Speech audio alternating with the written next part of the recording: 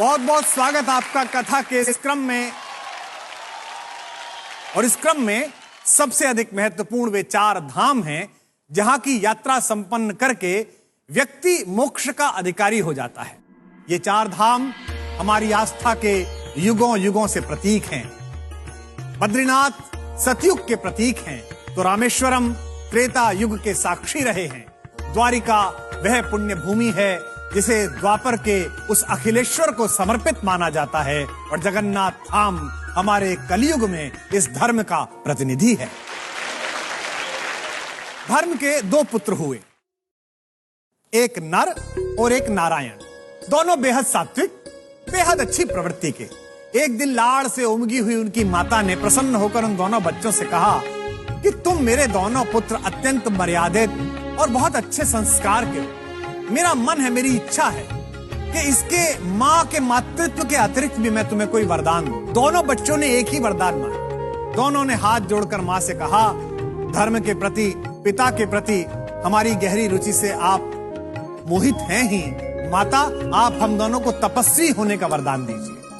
मां हैरान हो गई, क्योंकि जिन पुत्रों से इतना अधिक मोह था, जितना अधिक स्नेह है, जितना लाड़ है, अगर उन्हें तपस्वी होने का वरदान देती है तो वे तपस्या के लिए परिवार को, घर को छोड़कर चले जाएंगे। लेकिन वचनबद्ध माता ने अंततः पुत्रों के मोह को पीछे करके अपने वचन की पालना की और दोनों पुत्रों को परम तपस्वी, परम तेजवान होने का वरदान दिया।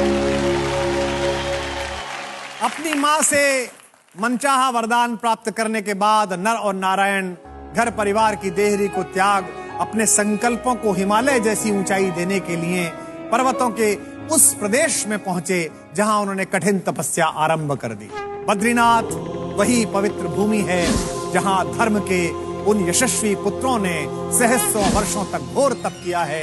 जिस पर्वत पर नर ने तपस्या की वे इतिहास के शिलालेख पर नर पर्वत के नाम से अंकित हुआ और जिस पर्वत पर नारायण ने तपस्या की उसे आज भी हम नारायण पर्वत कहकर प्रणाम करते हैं। आइए अब बढ़ते हैं दूसरे धाम की ओर, यानी कि त्रेता युग का प्रतीक, भगवान की पुण्य लीलाओं का साक्षी वह रामेश्वर तट,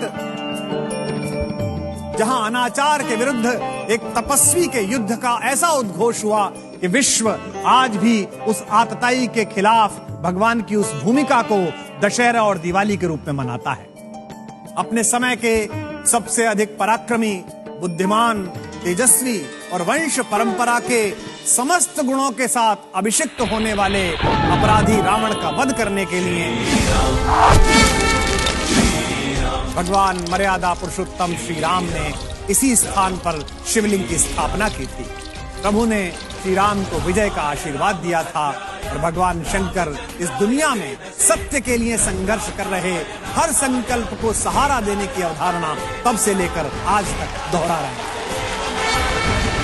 आइए अब प्रस्थान करते हैं द्वारिका धाम की ओर। भूमि का वो पवित्र पावन हिस्सा जहां भगवान ने अपने सहकारी रूप को प्रकट किया और उसे राजधानी बनाया।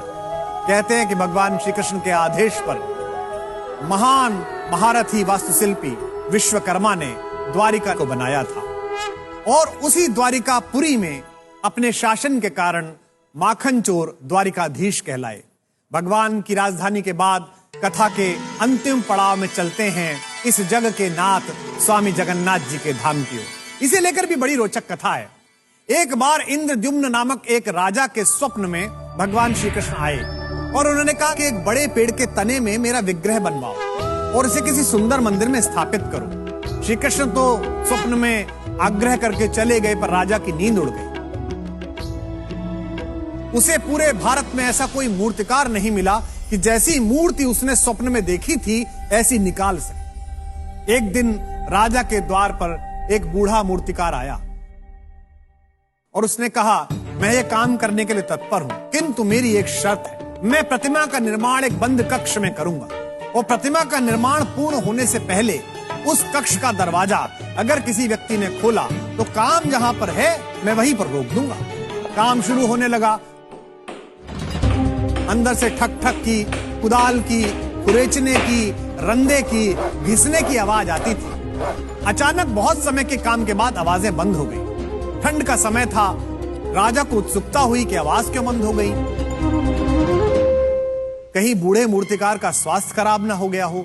कुछ समय प्रतीक्षा करके राजा ने कमरे का दरवाजा खुलवा दिया। राजा जैसे ही अंदर पहुंचे तो अजीब चमत्कार था। मूर्तिकार गायब था और मूर्तियों के अधूरे बने हुए टुकड़े पड़े हुए थे।